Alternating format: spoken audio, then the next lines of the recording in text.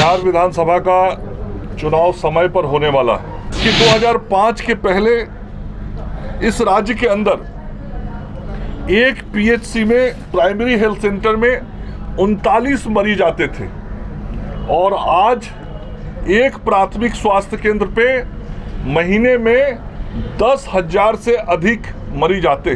2005 तक राज्य के सरकारी अस्पतालों में गरीबों को मुफ्त दवाइयां नहीं मिलती थी कि पहले गरीबों की दवाई के लिए इनके पास पैसे नहीं थे। कहाँ आज़ादी के बाद से लेकर 2005 तक केवल 8 मेडिकल कॉलेज और आज हो गए 17, अगर 4 साल में होंगे 28 मेडिकल कॉलेज।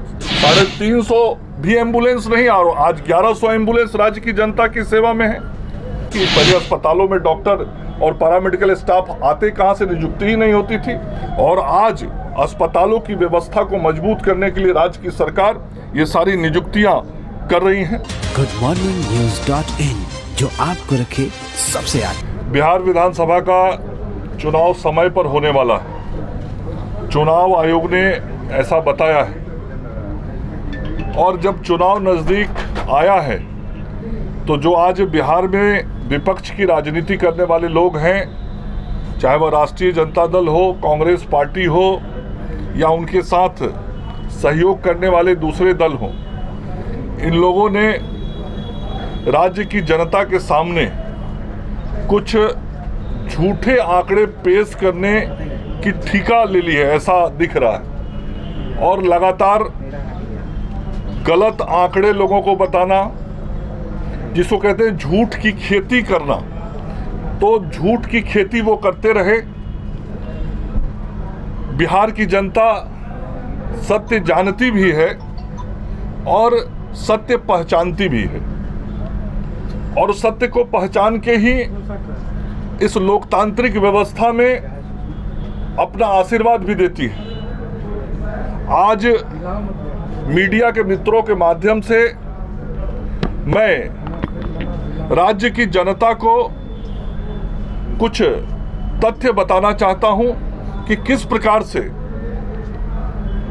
15 वर्षों के उनके जो शासनकाल थे, 2005 के पहले के और 2005 के बाद के शासनकाल में अंतर, उस क्षेत्र में, जिस क्षेत्र में काम करने की जिम्मेवारी मुझे मिली है, स्वास्थ्य के क्षेत्र में, वह मैं बताना चाहता हूं। फर्क बहुत साफ है कि 2005 के पहले इस राज्य के अंदर एक पीएचसी में, प्राइमरी हेल्थ सेंटर में 39 मरीज आते थे और आज एक प्राथमिक स्वास्थ्य केंद्र पे महीने में 10,000 से अधिक मरीज आते।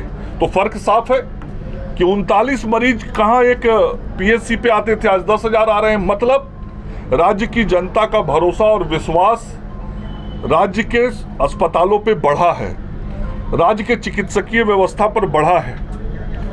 उस वक्त 2005 तक राज्य के सरकारी अस्पतालों में गरीबों को मुफ्त दवाइयां नहीं मिलती थी, लेकिन 2005 के बाद बिहार के अंदर अस्पतालों में ईडीएल की सूची बनाई गई और गरीबों को मुफ्त दवा देने की व्यवस्था इस राज्य में शुरू हुई।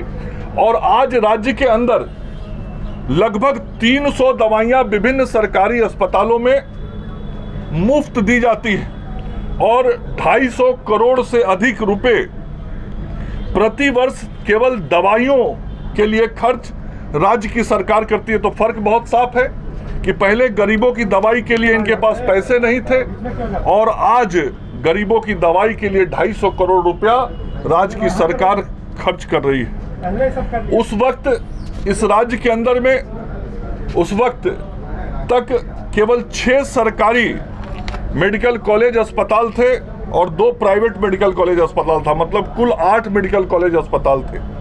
और आज की तारीख में 12 सरकारी मेडिकल कॉलेज अस्पताल हैं, सरकारी, और 5 सरकारी और 5 प्राइवेट मेडिकल कॉलेज अस्पताल हैं। तो उस वक्त 8 था, आज बढ़ के वो 17 हो गया, दुगने से भी ज़्यादा हो गया। और अगले 4 साल में इस राज्य में मेडिकल कॉलेज अस्पतालों की संख्या बढ़ के 28 हो जाएगी। तो फर्क बहुत साफ है। कहाँ आज़ादी के बाद से लेकर 2005 तक केवल 8 मेडिकल कॉलेज और आज हो गए 17, अगर 4 साल में होंगे 28 मेडिकल कॉलेज। एम्बुलेंस सेवा स्वास्थ्य सेवा का बहुत महत्वपूर्ण अंग है, लेकिन 2005 के पहले तक इस राज्य के अंदर में 350 साढ़े 300 के बीच एम्बुलेंस होता था। आज राज्य के अस्पतालों में मरीज जल्द से जल्द पहुंच सके, इसके लिए आज 1100 से अधिक एम्बुलेंस की सेवा राज्य की जनता को इस राज्य के अंदर दी जा रही है। तो फर्क साफ है, 350 भी एम्बुलेंस नहीं और आज 1100 एम्बुलेंस राज्य की जनता की सेवा में है। उस वक्त तक डॉक्टरों और पैरामेडिकल स्टाफ्स की नियुक्ति होना एक सपना होता था। 15 वर्ष के शासन काल में चिकित्सकों की नियुक्ति और पैरामेडिकल की नियुक्ति हो जाए, यह एक सपना था। लेकिन मैं केवल 3 वर्ष का आंकड़ा देना चाहता हूं, उसके पहले भी इस राज्य में चिकित्सकों और पैरामेडिकल की नियुक्ति हुई है। पिछले केवल 3 वर्ष में 21,530 चिकित्सकों और पैरामेडिकल स्टाफ की नियुक्ति हुई है और 12,621 और डॉक्टरों और पैरामेडिकल स्टाफ की नियुक्ति की प्रक्रिया चल रही है। तो फर्क साफ है कि पहले अस्पतालों में डॉक्टर और पैरामेडिकल स्टाफ आते कहां से, नियुक्ति ही नहीं होती थी। और आज अस्पतालों की व्यवस्था को मजबूत करने के लिए राज्य की सरकार ये सारी नियुक्तियां कर रही हैं। इसी प्रकार से प्रधानमंत्री जन आरोग्य योजना, आज इस राज्य के अंदर 1,08,00,000 परिवार ऐसा है जिसको 5 लाख रुपए तक के इलाज कराने की व्यवस्था भारत की सरकार और राज्य की सरकार ने मिलकर किया है। और प्रधानमंत्री जी ने यह जो योजना दी है, इससे राज्य के गरीबों को एक नई जीने की ललक पैदा हुई।